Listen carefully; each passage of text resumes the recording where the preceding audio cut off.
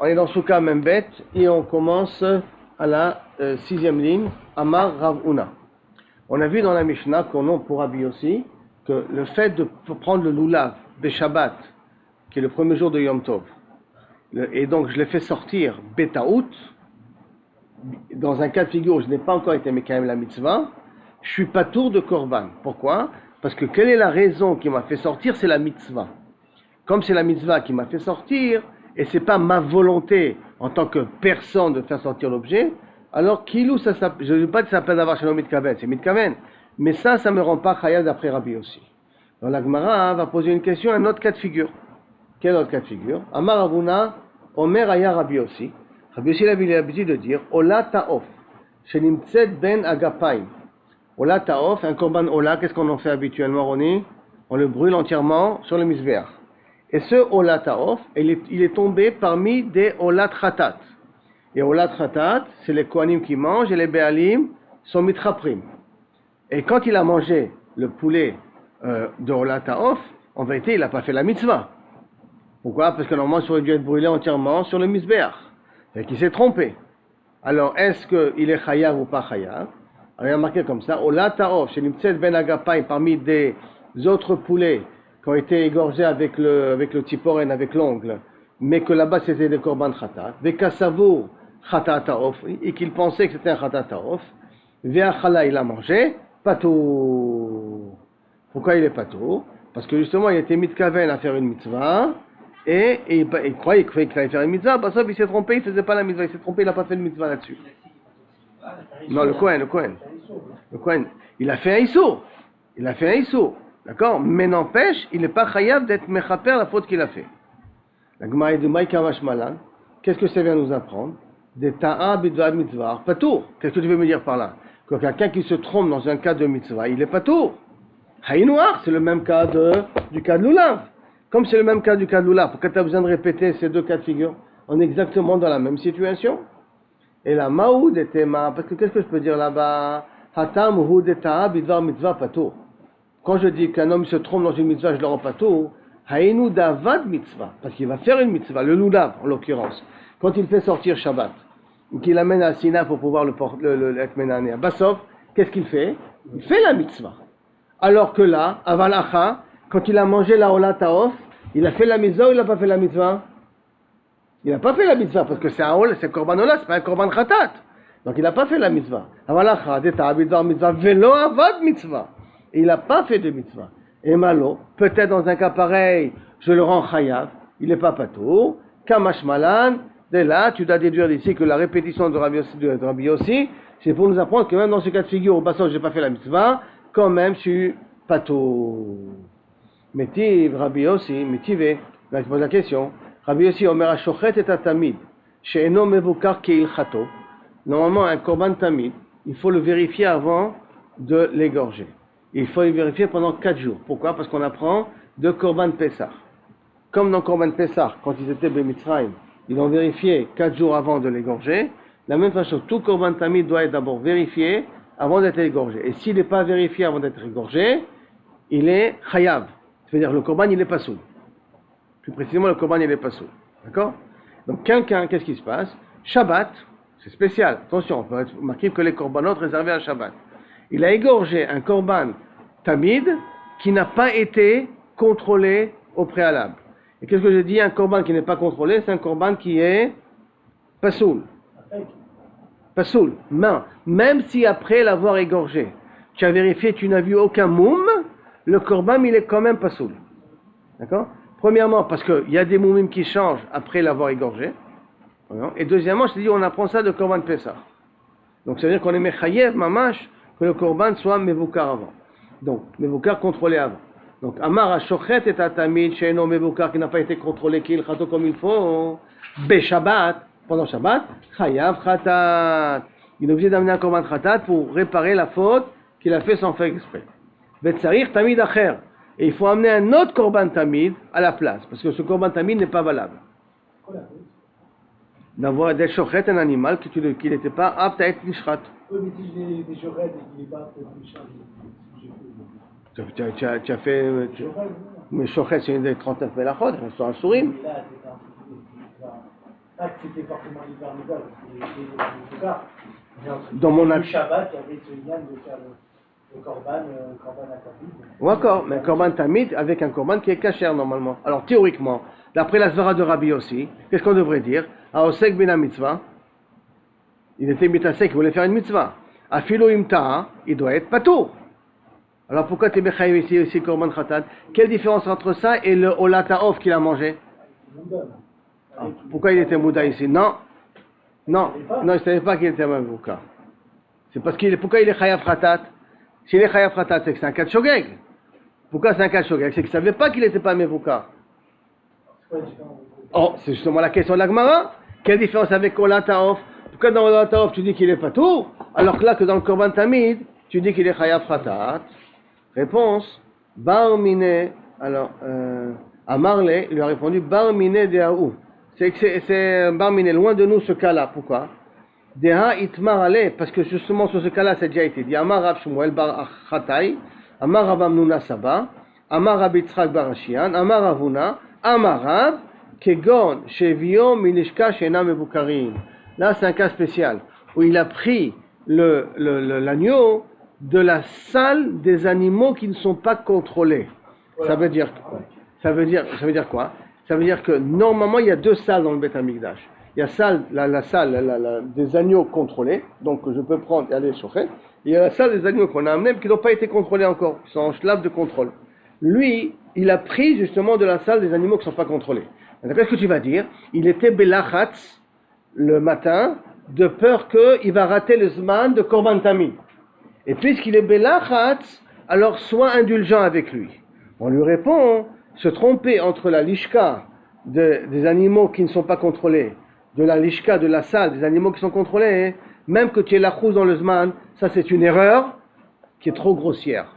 Comme c'est une erreur qui est trop grossière, alors ça ne s'appelle pas que Kavechol tu t'es trompé dans la sia d'une mitzvah et c'est pour ça que tu es pas tôt. Parce que faire la différence entre les deux salles, c'est très facile.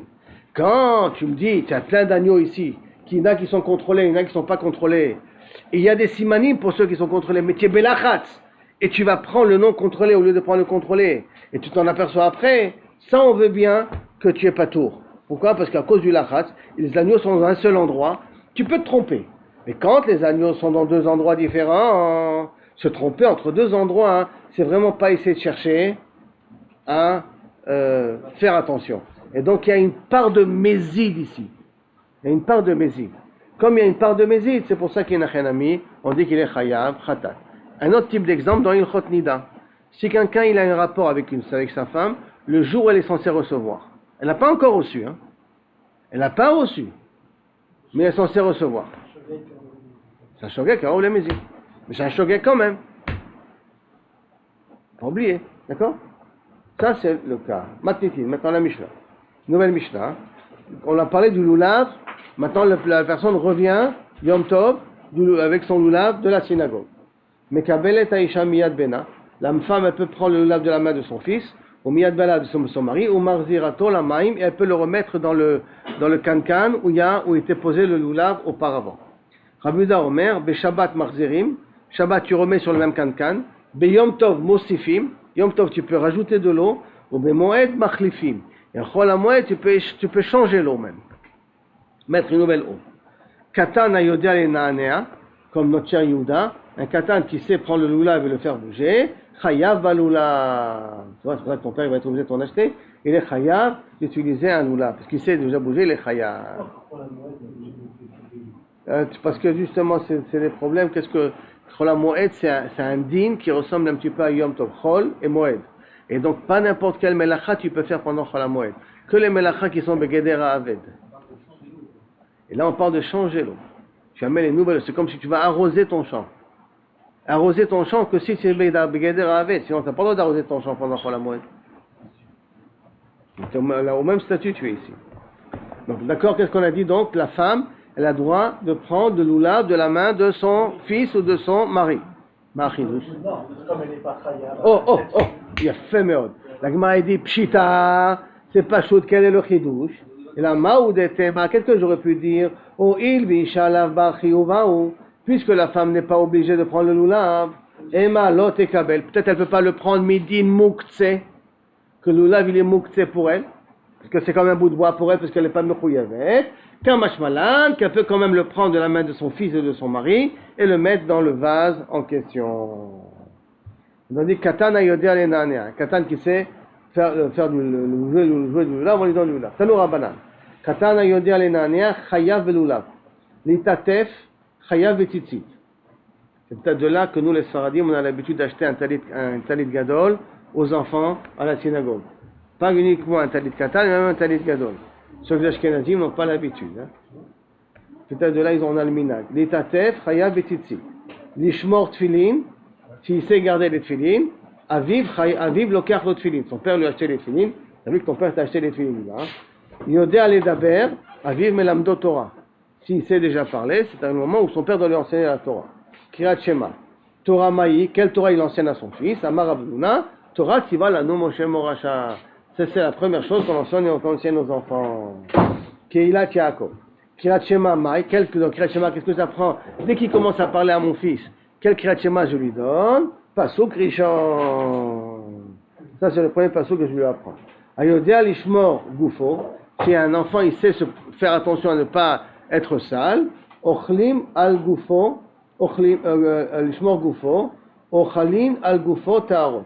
S'il a de la nourriture sur son sac, sur ses affaires, et on les considère comme Théorot. Ça veut dire qu'on considère qu'il ne les a pas impurifiés. Lishmor et Yadav, s'il sait faire attention à ses mains, de ne pas les salir, de ne pas les impurifier. Ochlim al Yadav, s'il a un bamba dans les mains, je peux lui prendre une partie du bamba et le manger aussi. Parce qu'à partir du moment où il sait être Shomer Yadav, donc on dit que il fera attention à ce qu'il n'a pas une touma sur la nourriture qu'il a. Ayodéa li Ishaël, quelqu'un qui sait, qu'on sait lui poser des questions et il sait répondre. Normalement, un Kohen, par exemple, il doit manger Betahara. D'accord? J'ai de la nourriture dans les mains d'un enfant. Est-ce que je considère que cette nourriture continue à être Tahora ou pas? C'est un enfant. D'accord? Alors on voit. Si cet enfant, habituellement, on sait qu'il fait attention à ne pas se salir les mains, pas toucher n'importe quoi. Alors je pars du principe que même la nourriture qu'il trouve sur ses mains, s'ils étaient théorim au départ, ils continuent à être théorim. Si, l'enfant que s'il sait faire du loulav, alors s'il sait être ménané, on lui achète un loulav. Donc de même, dans ce même concept, si on sait que c'est un enfant qui sait faire attention à dîner Touma et Tahara, alors on lui fait confiance que ce qu'il y a sur lui est encore Taor. Donc Ayodéa li Ishaël, ça veut dire qu'on lui pose une question, il sait répondre. Alors, c'est à ce moment-là, Birshut HaYachid Sfekot Tameh. Si on a un klal, que si j'ai un safek de Touma dans le Birshut HaYachid, est-ce que j'ai touché, pas touché? Safek Tameh. D'accord? Ve Birshut HaRabim Sfekot Taor. Et si maintenant j'ai un safek dans la rue, est-ce que j'ai touché quelque chose de Tameh ou pas? Mon safek, il est Taor. Maintenant, à partir du moment où je sais lui poser une question, et il sait me répondre, ça veut dire qu'il peut me dire, j'ai touché ou pas touché, je lui fais confiance. C'est-à-dire que je peux me baser sur presque le témoignage d'un enfant quand je pars du principe que je lui pose des questions, il sait me répondre. Hayodea lifros kapav, cholkim lo truma. Quelqu'un qui sait monter dans le Duchan et faire Birkat Kohanim, on a le droit de partager avec lui la trouma dans la grange.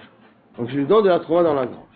Bebet agronot, dans la grange, j'ai le droit de lui faire participer, de lui donner donc de la trouma, puisqu'on part du principe que si il sait faire Birkat Kohanim, il peut déjà manger de la trouma. Donc je peux lui donner la trouma dans la grange.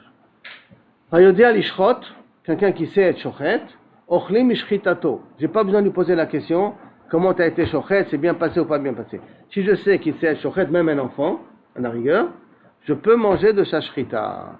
Amar Avuna dit non. Le rouge et gadol omed al gabav, à condition qu'il y a un grand qui est au-dessus de Yehuda et qui voit comment Yehuda il a fait la shrita. Et si Yehuda il a fait la shrita et un grand à regarder, il dit bon il a bien fait, j'ai le droit de manger la shrita de Yehuda.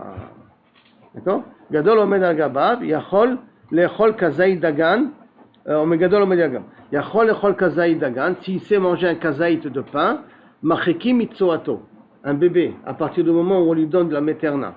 La méterna à base de farine. Et il y a un kazaït de farine, les yetziot qu'il a, le bébé, ça s'appelle tsoa, j'ai plus le droit de faire des brachot devant ça. Ah, la petite couche du mouton, Hein? La petite... le bébé qui vient de... Non, tout ce qui prend, tant qu'il prend le lait de sa mère, la tsoa, c'est pas une tsoa.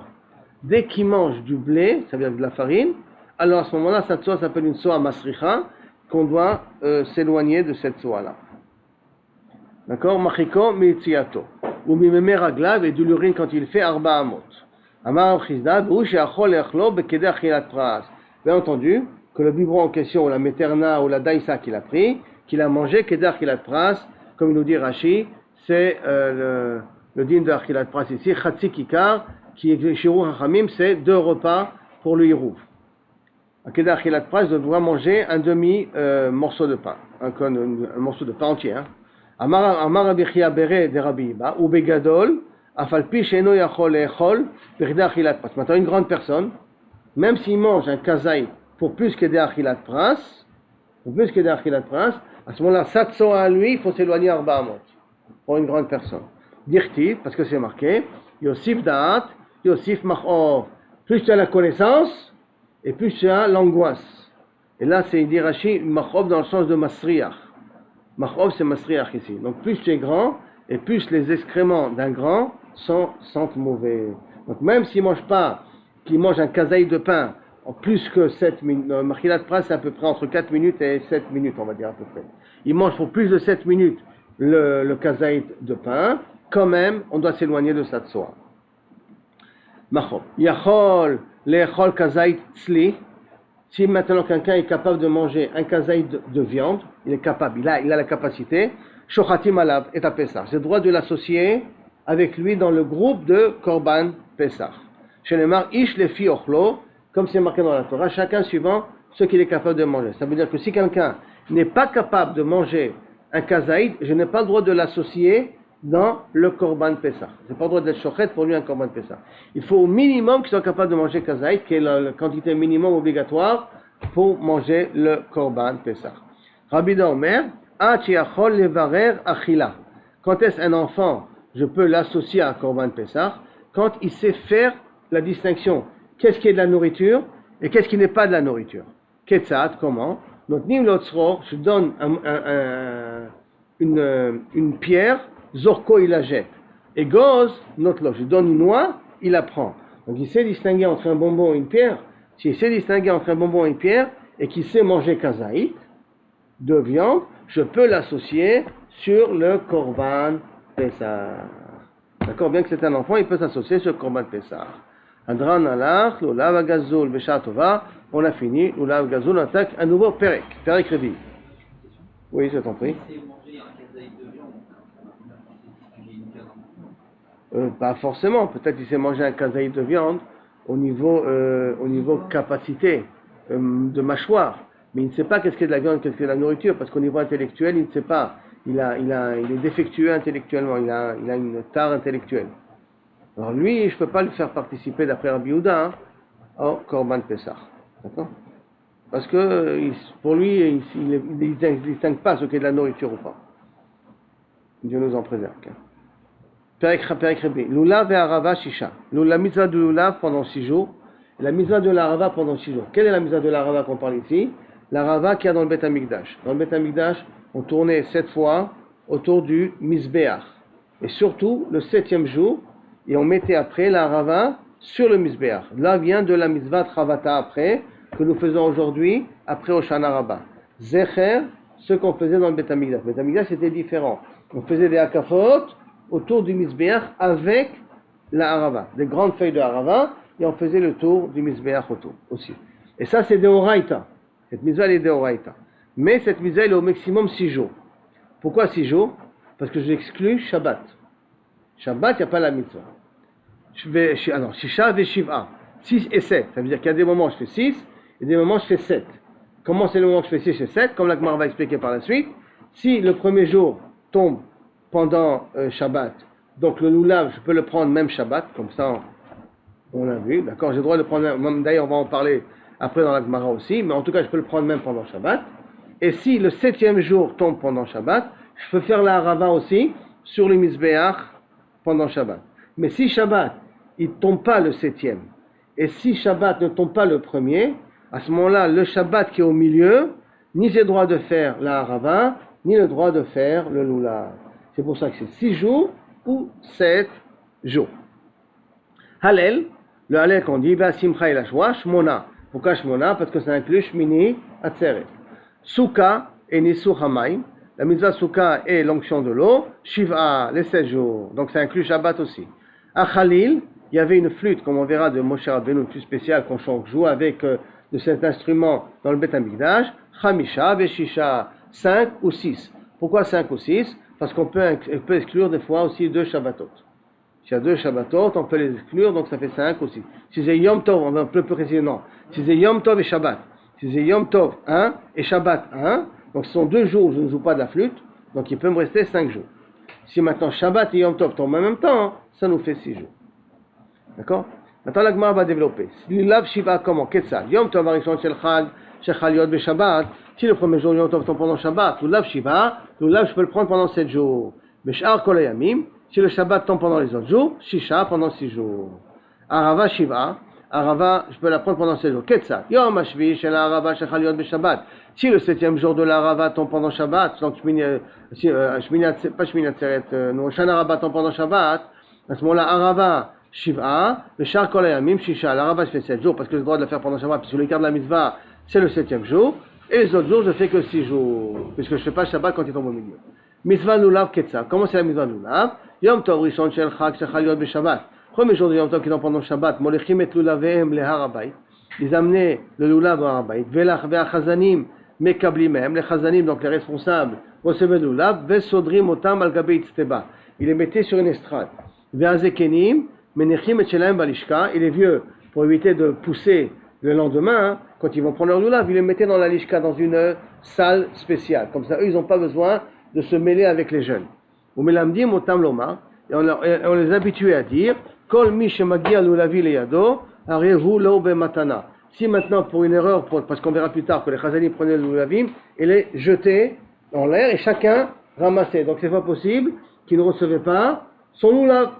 C'est pas possible. C'est pas comme quand on faisait à la synagogue que chacun reconnaît son lulav parce que le nombre de personnes, il est moins important ici. Ici, c'est dans le Beth Amikdash.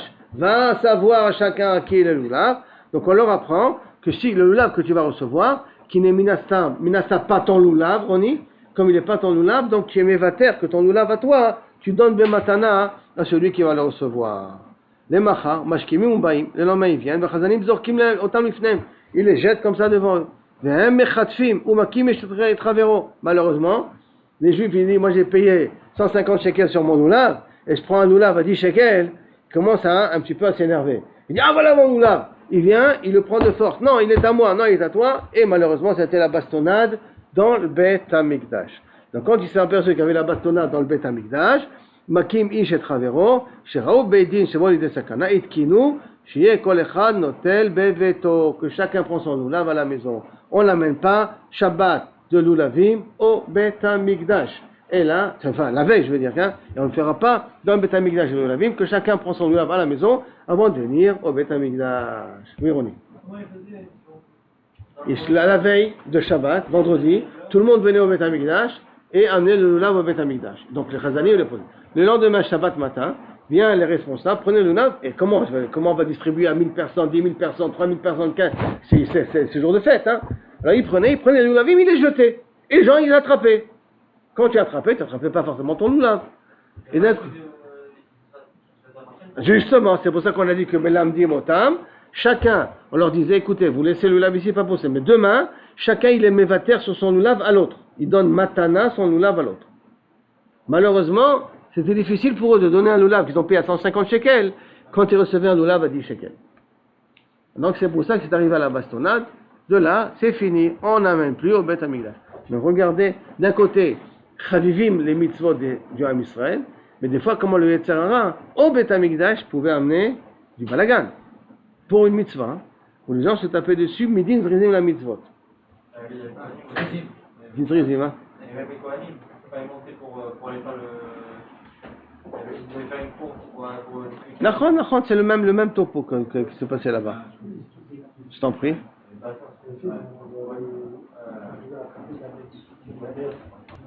Gemara.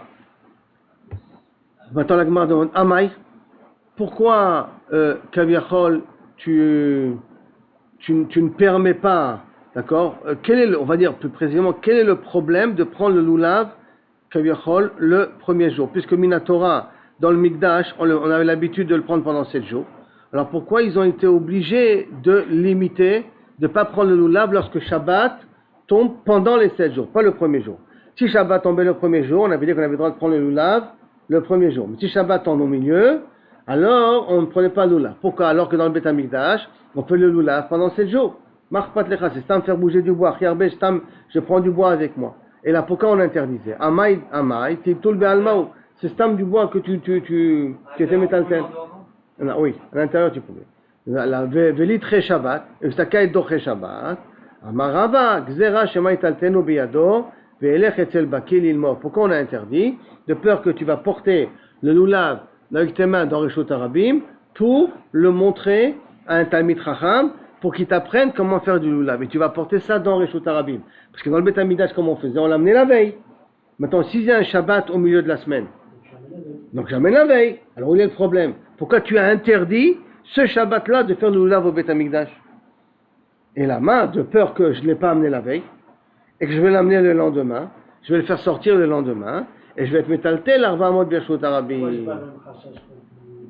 Oh, dans 2 minutes. C'est l'application de la Gemara par la suite. Hein, d'accord? V'yaverenu arba amot birshut harabim. Va'inu tamai, c'est la même raison pour le shofar, pourquoi on ne sonne pas le shofar quand le premier jour tombe pendant Shabbat.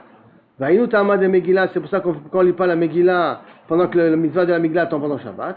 Alors, la Gemara demande la question de Caleb. Yachiyom Rishon Ami. Quand ça tombe le premier jour de Sukkot, tombe pendant Shabbat, tu devrais aussi interdire de peur qu'il va porter Arba Amot dans Reshut Harabim. Réponse Nami Rishon Ha de Takinule Rabanan Beveto. Pourquoi ils ont été metaken Kaviachol de le faire à la maison? Tu pouvais le faire Kaviachol. Non, excuse-moi, parce que là ils ont été metaken à la maison. Alors Atinach, je comprends après la Takana. Ils l'ont fait à la maison donc il ne va pas le porter. Je comprends après la Takana, avant Kodem à Takana, avant la Takana, Maïka les mêmes, avant qu'ils ont été metaken de faire le loulav à la maison le premier jour, pourquoi ils te permettaient de venir faire le loulav au Beth Amikdash? Peut-être quelqu'un va prendre son loulav, il va sortir avec dans Reshut Harabim, Betaout. Et là, Rishon Deite Minatora, le premier jour, l'obligation elle est Minatora, Begvulim, Minatora, quand le premier jour l'obligation elle est Minatora, alors c'est pour ça qu'on t'a permis de te mettre quand même la mise au Beth Amikdash le premier jour. Begvulim, au Begvulim, Gazrou Beurabanan. Excusez-moi, au Begvulim, le Gazrou Beurabanan. Quand le premier jour il est mis d'Oraïta, alors à ce moment-là, en dehors du Beth Amikdash aussi, ils n'ont pas été gozer le premier jour. Le Gazrou Beurabanan. Haner, Delitneu Minatora, les autres jours qui ne sont pas Minatora, Bagvulim, en dehors du Beth Amikdash, Gazrou Beurabanan, les Chachamim ils ont interdit. Parce que je vous rappelle que Minatora, rien que dans le Beth Amikdash, je dois prendre 7 jours le loulav, et en dehors du Beth Amikdash, rien que le premier jour. Rabbi Yochanan ben Zakkai, il a été metaken, Zecher l'Amikdash, de faire pendant 7 jours. Mais c'est rien que Zecher l'Amikdash. Alors, comme tous les autres jours, c'est rien que Zecher, alors là-dessus, les Chachamim n'ont pas voulu permettre. Mais le premier jour qui est de Horaïta, ils ont quand même permis, pas de le porter, ils ont permis de faire le loulav à la maison ou à la synagogue. Alors, la Gemara demande comme ça, Iachi, Aïdanami, si c'est comme ça, même aujourd'hui, pourquoi tu ne prends pas le loulav le premier jour? Puisque c'est de Horaïta. Comment ça se fait qu'aujourd'hui, si ça tombe pendant Shabbat, tu ne prends pas le loulav? Puisque aujourd'hui c'est de Horaïta, tu devrais le prendre. Anan, lo yadina bekiboua de yarcha. Moi, nous qui se trouvons à Bavel, on fait 2 jours de Yom Tov. Pourquoi on fait 2 jours de Yom Tov? Parce qu'on a peur que peut-être Elul était malais. On sait pas, on risque de se tromper dans les dates. C'est pour ça qu'on fait 2 jours de Yom Tov. Alors comme on n'est pas sûr qu'on fait véritablement le premier jour de Yom Tov, qui tombe pendant Shabbat, qui c'est vraiment le premier jour de Yom Tov, c'est pour ça qu'aujourd'hui on ne prend pas le loulav quand ça tombe pendant Shabbat. La Gemara demande, mais ceux qui sont en Eretz Israël, ils savent quand c'était Rosh Chodesh. Donc eux, ils n'ont pas le chachach que peut-être ils vont se tromper dans la date. Ils n'ont pas 2 jours de Yom Tov. Donc en Eretz Israël, tu devrais permettre de prendre le loulav le premier jour de Yom Tov qui tombe pendant Shabbat. Réponse de la Gemara, Inachenami. Oui, tu as raison. Premier jour en Eretz Israël de Shabbat où tombe Sukkot, Yom Tov qui tombe pendant Shabbat, je te permets de prendre le loulav. Achenami. Détané comme c'est marqué. Chada, une fois il est marqué Yom Tov Rishon Shel Chag, Shechal Yod ve Shabbat, Kol Ha'am Molechim Ulavehem le Harabayt. Donc un côté a marqué tout le monde amène le loulav au Harabayt. Betania Aïda. Et c'est marqué une autre braïta, le Bet Knesset. Il amène la synagogue. Alors, pourquoi on a changé de langage? Shema Amina, Kan, Bisman, Bet Hamikdash Kayam. Le premier cas, c'est lorsque Bet Hamikdash était Kayam, donc on l'a amené au Bet Hamikdash. Kan, Bisman, Bet Hamikdash Kayam. On l'a amené à la synagogue, Shema Amina, que donc je peux être Mekayem la mitzvah aussi le premier jour qui tombe pendant Shabbat. Ah, aujourd'hui, c'est pas le cas qu'on fait.